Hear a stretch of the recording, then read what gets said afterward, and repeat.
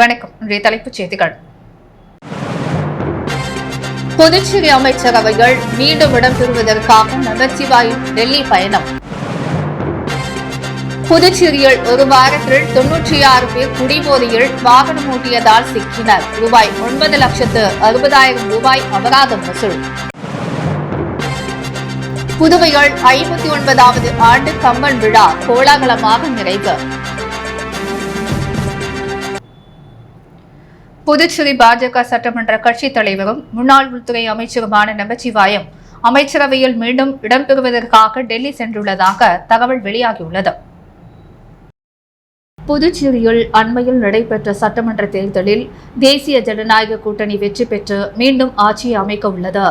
இதனைத் தொடர்ந்து என்ஆர் காங்கிரஸ் தலைவர் ரங்கசாமி மீண்டும் முதலமைச்சராக பதவியேற்க உள்ளார்.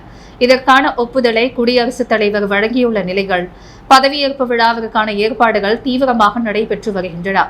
இதற்கிடையில் புதிய அமைச்சரவை அமைப்பில் பாஜகவுக்கு எத்தனை அமைச்சர் பதவிகள் வழங்கப்பட உள்ளன என்பது குறித்து இதுவரை அதிகாரப்பூர்வ அறிவிப்பு வெளியாகவில்லை.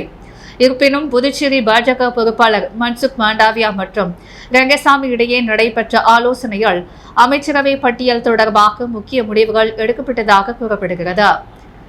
அந்த ஆலோசனையின் போது என்ஆர் காங்கிரஸ் வேட்பாளர்களான சந்திர பிரியங்கா மற்றும் நாராயணசாமிக்கு எதிராக நமச்சிவாயம் தனது ஆதரவாளர்களை செயல்பட வைத்ததாக ரங்கசாமி குற்றம் சாட்டியதாக தகவல் வெளியாகியுள்ளது.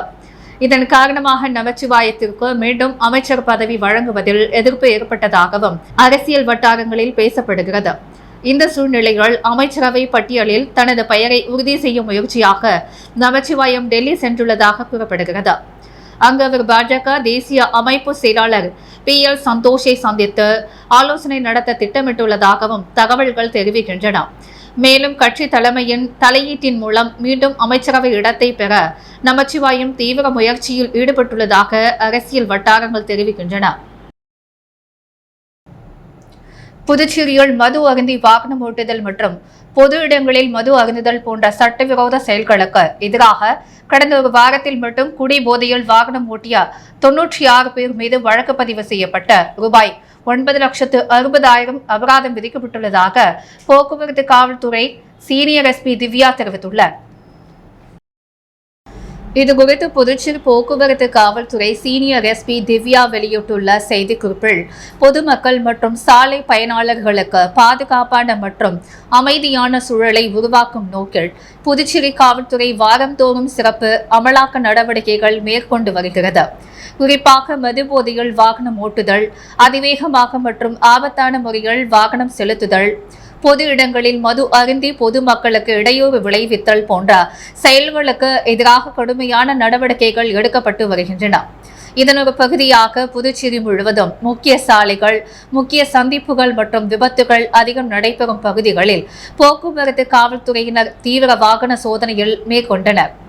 அதேபோல் கடற்கரை பகுதிகள், காலி மைதானங்கள், பூங்காக்கள் மற்றும் மக்கள் அதிகம் கூடும் பொது இடங்களில் ரோந்து மற்றும் திடீர் சோதனைகளும் நடத்தப்பட்டன.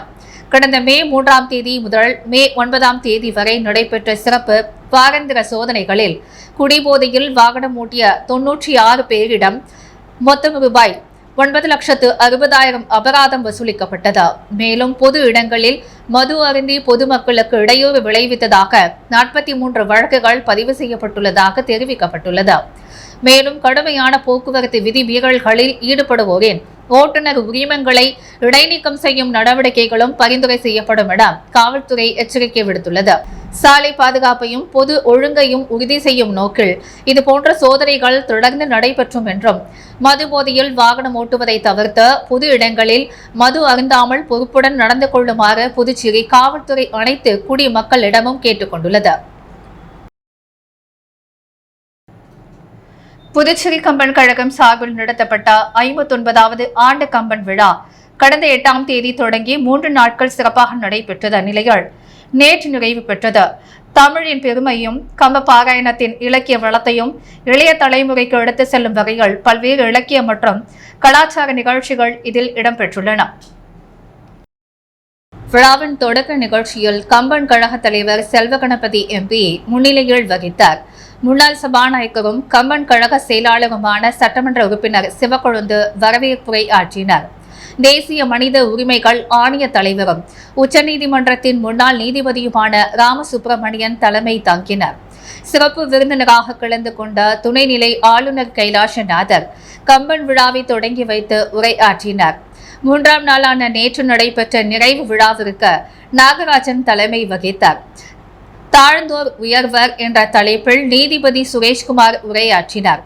கம்ப ராமாயணத்தில் இடம்பெறும் சமூக நீதிசார் கருத்துக்களை எடுத்துரைத்தார். தொடர்ந்து காரணமும் காரியமும் என்ற தலைப்பில் ராஜமாணிக்கம், நமச்சிவாயம் மற்றும் இளம்பிறை மணிமாறன் ஆகியோர் உரையாற்றினர். இதனைத் தொடர்ந்து விழாவின் முதல் நாளில் வழங்கப்பட்ட தீர்ப்பை எதிர்த்து மேல்முறையீடு அமர்வு நடைபெற்றது. இதில் முன்னாள் நீதிபதி ராமசுப்பிரமணியன், ராமலிங்கம் மற்றும் சத்யசுந்தரம் ஆகியோர் மேல்முறையீடு தொடர்பாக கருத்து பகிர்ந்து இலக்கிய விவாதங்களை முன்னெடுத்தனர். மேலும் நோக்கர்கள் சார்பில் விஜயகிருஷ்ணன், சடையோ சார்பில் தேவி குணசேகரன், திரிசடை சார்பில் புதுவை பாரதி, தாரை சார்பில் ஸ்ரீ பிரசாந்த் மற்றும் பதிவாளர் சார்பில் ரவிக்குமார் ஆகியோர் சிறப்புரை ஆற்றினர். விழாவில் கம்பன் தமிழ் முதம், வரங்களால் உயர்ந்த வாலி உள்ளிட்ட நூல்கள் வெளியிடப்பட்டன. நூல்கள் அதோடு கருத்தரங்கம், கவியரங்கம், பட்டிமன்றம் உள்ளிட்ட பல்வேறு இலக்கிய நிகழ்ச்சிகளும் நடைபெற்றன. இதில் பல்வேறு பகுதிகளிலிருந்து கவிஞர்கள், தமிழ் அறிஞர்கள் மற்றும் இலக்கிய ஆர்வலர்கள் திரளாக கலந்து கொண்டனர். 3 நாட்கள் நடைபெற்ற இந்த விழா தமிழ் மொழி மற்றும் கம்பன் இலக்கியத்தின் சிறப்புரை எடுத்துரைக்கும் வகையில் சிறப்பாக அமைந்தது.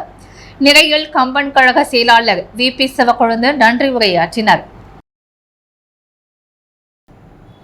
கொரிமேடு அப்பா பைத்திய சுவாமிகள் கோவிலில் இன்று 167வது குரு பூஜை விழா கொண்டாட்டம் நடைபெற்றது.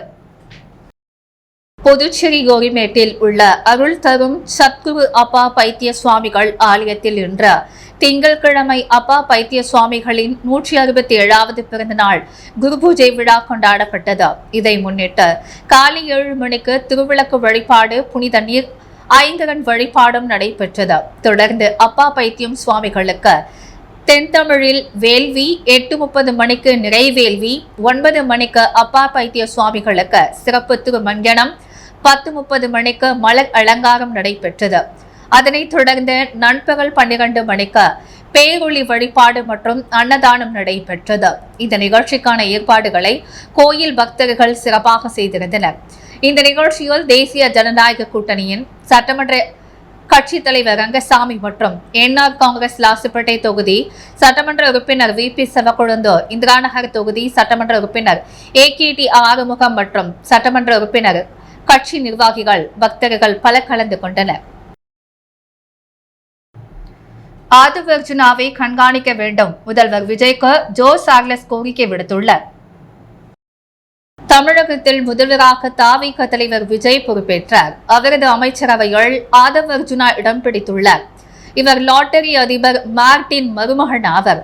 லாட்டரி அதிபர் மார்டின் மகன் ஜோ சார்லஸ் மார்டின் புதுச்சேரியில் லட்சிய ஜனநாயக கட்சியை தொடங்கி தேஜ கூட்டணியில் இணைந்து காமராஜர் நகர் சட்டமன்ற தொகுதியில் போட்டியிட்டு வெற்றியும் பெற்றுள்ளார். தற்போது புதுச்சேரியில் அமைச்சராகிவிட வேண்டும் என்ற தீவிரமாக முயற்சித்தும் வருகின்றார். இவரது முயற்சிக்கு ஜான்குமாரும் ஆதரவு தெரிவித்து வருகின்றார். ஜோ சார்லஸ் முதலில் தவிகவுடன் கூட்டணி அமைக்க முயற்சித்தார். ஆனால் விஜய் தரப்பிலிருந்து பதில் கிடைக்கவில்லை. மேலும் தவிகவில் உள்ள தனது சகோதரி கணவரான ஆதவ் அர்ஜுனா மீது தொடர்ந்து பல்வேறு குற்றச்சாட்டுகளை கூறி விமர்சித்து வருகிறார். இந்நிலையில் நேற்று விஜயுடன் ஆதவ் அர்ஜுனாவும் தமிழக அமைச்சராக பதவியேற்றுள்ளார். இது பற்றி ஜோ சார்லஸ் மார்டின் நேற்று தனது விமர்சனத்தில் கூறியிருப்போது, ஆதவ் அர்ஜுனாவை சரியாக கட்டுப்பாட்டுடன் விஜய் கண்காணித்து பார்த்து கொள்ள வேண்டும். தவறு நடக்காமல் பார்த்து கொள்ளாவிட்டால் நாட்டுக்கே தவறாகிவிடும் என அவர் குறிப்பிட்டுள்ளார்.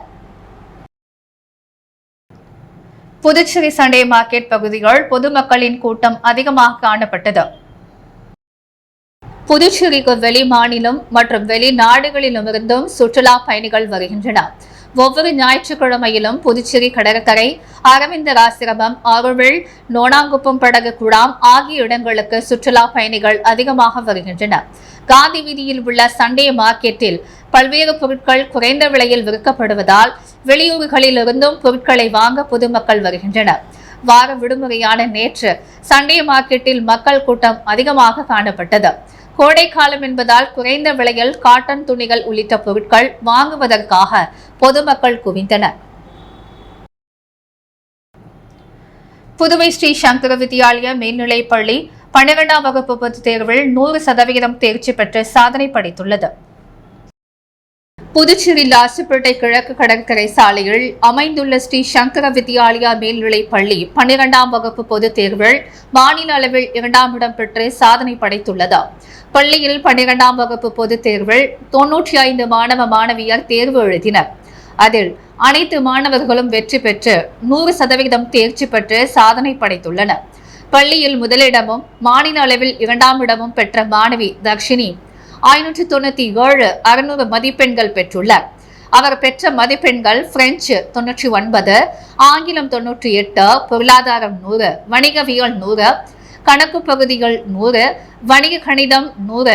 ஹாசினி 592 மதிப்பெண்கள் பெற்று பள்ளியில் 2ஆம் இடம் பெற்றுள்ளார். செண்பகா 569 மதிப்பெண்கள் பெற்று பள்ளியில் 3ஆம் இடம் பெற்றுள்ளார். துஷ்யந்த் 562 மதிப்பெண்கள் பெற்று கணினி அறிவியல் பாடப்பிரிவில் முதலிடம் பெற்றுள்ளார். கீர்த்தனா 555 மதிப்பெண்கள் பெற்று உயிரியல் பாடப்பிரிவில் முதலிடம் பெற்றுள்ளார். மேலும் பிரெஞ்சு பாடத்தில் 6 மாணவர்களும், பொருளாதார பாடத்தில் 1 மாணவரும், வணிகவியல் பாடத்தில் 2 மாணவர்களும், கணக்கு பகுதிகள் பாடத்தில் 1 மாணவரும், கணினி அறிவியல் பாடத்தில் 6 மாணவர்களும், கணினி பயன்பாடுகள் பாடத்தில் 1 மாணவரும், வணிக கணிதம் பாடத்தில் 2 மாணவர்களும் 100க்கு 100 மதிப்பெண்கள் பெற்று பள்ளிக்கு பெருமை சேர்த்துள்ளனர். இறைவன் அருளாசியாலும் ஆசிரியர்களின் அனுகிரகத்தாலும் இந்த வெற்றி சாத்தியமாயிற்று என்றார் பள்ளி முதல்வர் கூறினார். மாணவர்களின் இந்த சிறப்பான வெற்றிக்கு உறுதுணையாக இருந்த நிர்வாகம், பள்ளியின் தாளாளர், முதல்வர், துணை முதல்வர், ஆசிரியர்கள் மற்றும் மாணவர்களுக்கும் பெற்றோர்கள் அனைவருக்கும் நன்றியும் பாராட்டும் தெரிவித்துக் கொண்டார். இதேபோல் புதுவை மகாத்மா காந்தி வீதியில் இயங்கி வரும் ஸ்ரீ சங்கர வித்யாலயா மேல்நிலைப் பள்ளி இவ்வருடமும் 12ஆம் வகுப்பு பொதுத் தேர்வில் 100% தேர்ச்சியை பெற்று சாதனை படைத்துள்ளது. பள்ளி அளவில் முதல் 3 இடங்களை பிடித்த சாதனை படைத்த மாணவர்களான கணேஷ் 564, ஜூஹிதா 554, மோனிகா 551, பிரெஞ்சு பாடத்தில் பிரியதக்ஷினி மற்றும் கணினி அறிவியல் பாடத்தில் ஹரிஹரன் ஆகிய இருவரும் 100க்கு 100 மதிப்பெண் பெற்று சாதித்துள்ளனர். பாடப்பிரிவு அடிப்படையில் முதலிடம் பெற்றவர்கள் கோகிலா 536 உயிரியல் பாடப்பிரிவு, தக்ஷிணா 550 வணிகவியல் பாடப்பிரிவு.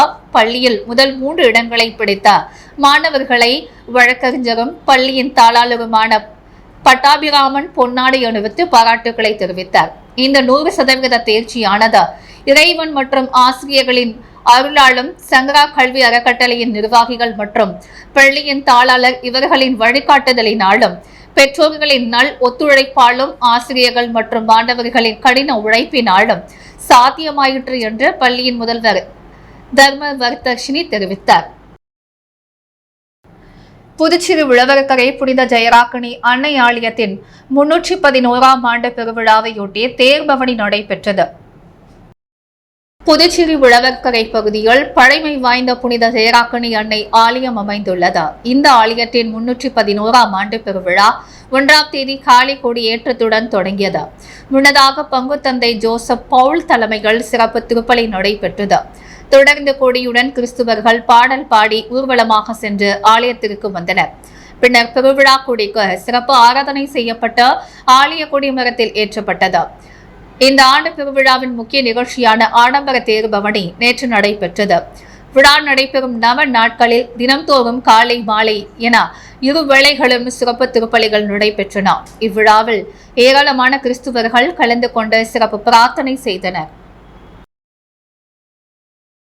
புதுச்சேரி அருகே உள்ள சேதராப்பட்டை தொழிற்பேட்டையால் செயல்பட்டு வரும் LNT தொழிற்சாலையை சார்ந்த தொழிலாளர்கள் மற்றும் தொழிற்சங்க நிர்வாகிகள் மீது பதிவு செய்யப்பட்டதாக கூறப்படும் பொய் வழக்கை திரும்பப் பெற வேண்டும் என்றும், சேதராப்பட்டு காவல் உதவி ஆய்வாளரை பணியிட மாற்றம் செய்ய வேண்டும் என்றும் வலியுறுத்தி சேதராப்பட்டு மற்றும் திருபுவனை தொழிற்பேட்டை அனைத்து தொழிலாளர் தொழிற்சங்கங்களின் ஒருங்கிணைப்பு நிர்வாகிகள் முதுநிலை காவல் கண்காணிப்பாளர் மற்றும் வடக்கு காவல் கண்காணிப்பாளரை நேரில் சந்தித்து மனு அளித்தனர்.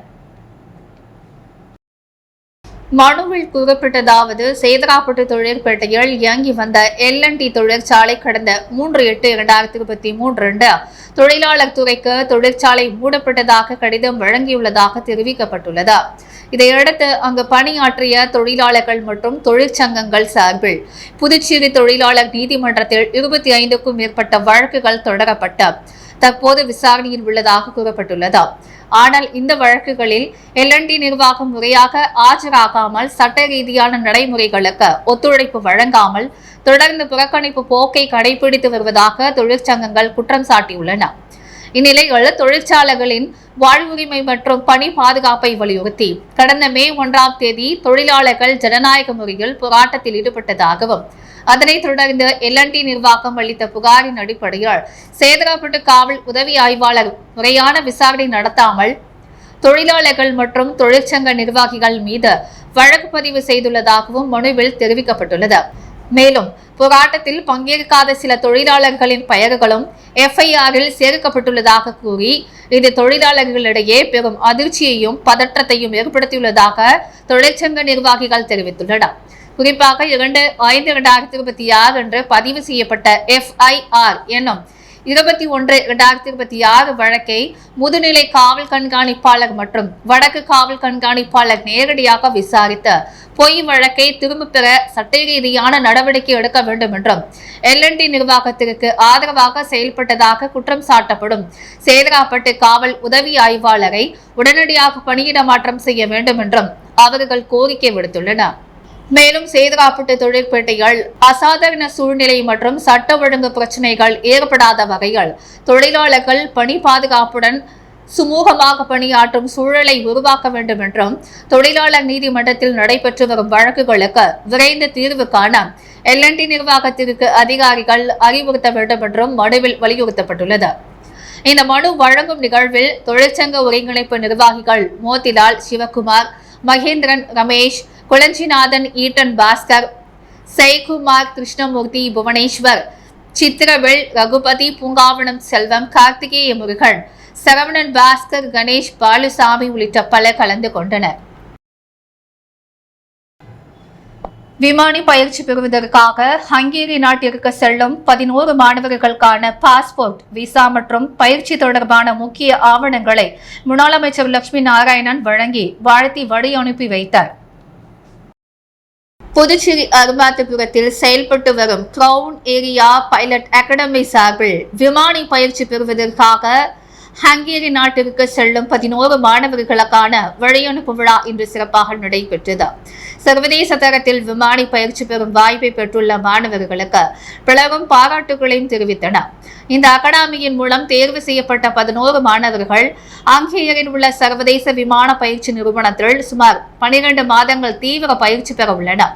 பயிற்சி நிறைவடைந்த பெண் மாணவர்கள் சர்வதேச அங்கீகாரம் பெற்ற பைலட் லைசன்ஸ் பெற்றுள்ளனர்.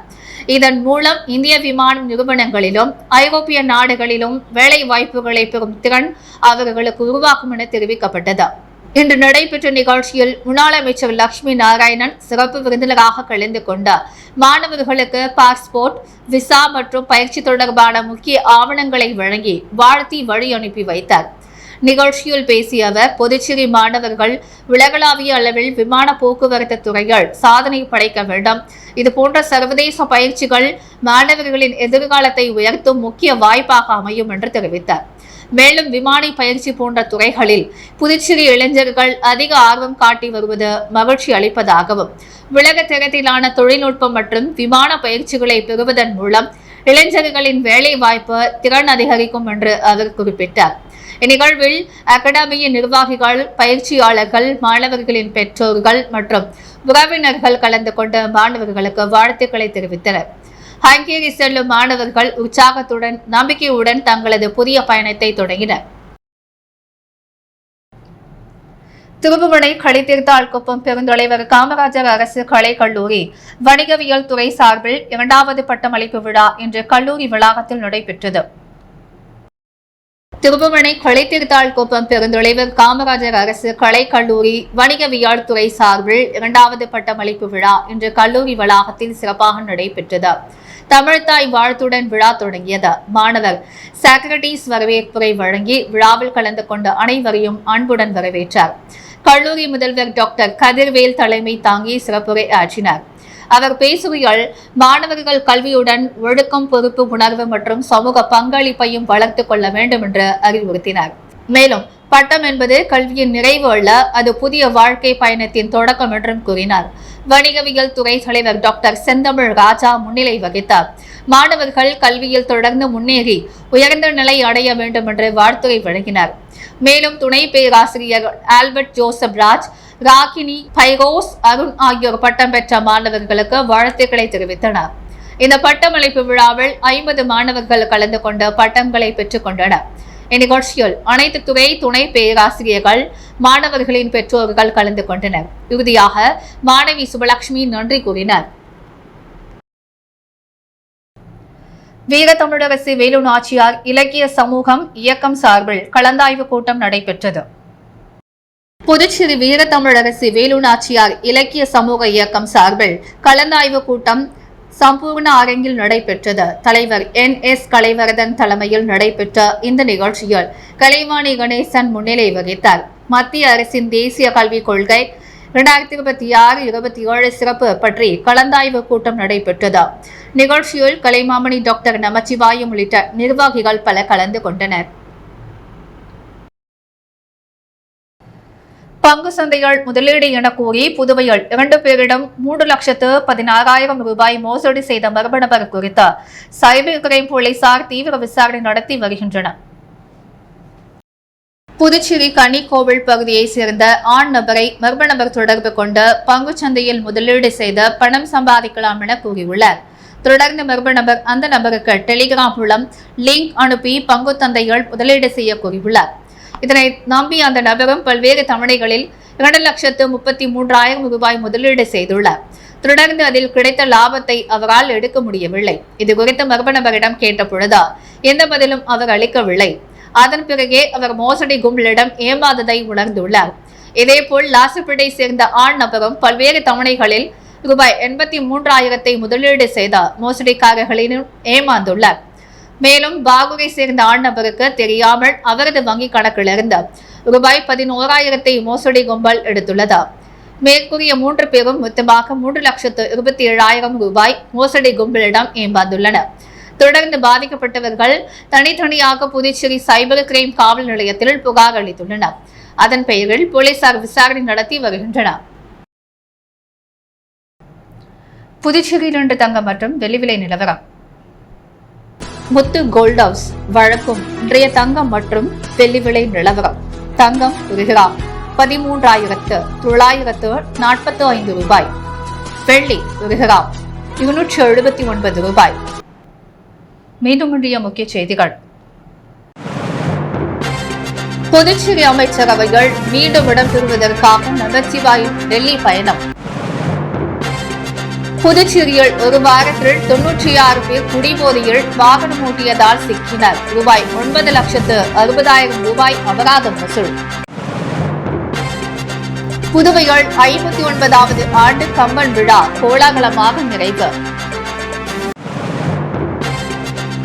LNT தொழிலாளர்கள் மீது பதிவு செய்யப்பட்ட பொய் வழக்கை திரும்பப் பெற கோரி காவல் அதிகாரிகளிடம் தொழிற்சங்கங்கள் மனு.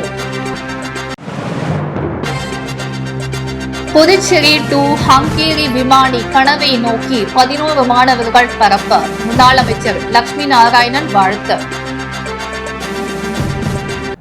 இத்துடன் நியூஸ் மீடியா செய்திகள் நிறைவடைகிறது. வணக்கம்.